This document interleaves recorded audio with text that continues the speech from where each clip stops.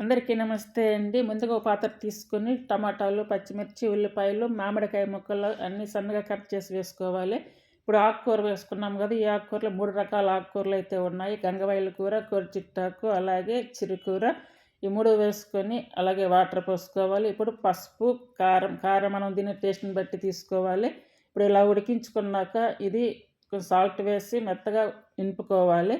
ఇలా ఇనుపుకున్నటువంటి ఆకుకూర ఇప్పుడు మనం పోపు పెట్టుకోవాలి. పోపు పెట్టుకున్న ఒక పాత్ర తీసుకొని అందులో మనకు సరిపడా ఆయిల్ వేసుకోవాలి. అంటే హాఫ్ స్పూన్ ఆవాలు, హాఫ్ స్పూన్ జీరా, కొంచెం ఇంగువ, అలాగే 2 ఎండుమిర్చి, కరివేపాకు, అలాగే సన్నగా కట్ చేసినటువంటి ఉల్లిపాయలు, కచ్చాపచ్చాగా చేసుకున్నటువంటి వెల్లుల్లి, ఇవన్నీ వేసుకొని తాలింపు వేగాక కర్రీలు అయితే కలుపుకోవాలి. ఇలా ఎంతో టేస్టీగా ఉండేటువంటి 3 రకాల ఆకుకూరలు మామిడికాయతో చేసినటువంటి కర్రీ అండి ఇది. చాలా చాలా టేస్టీగా ఉంటుంది. Please like, share, subscribe. Thank you for watching.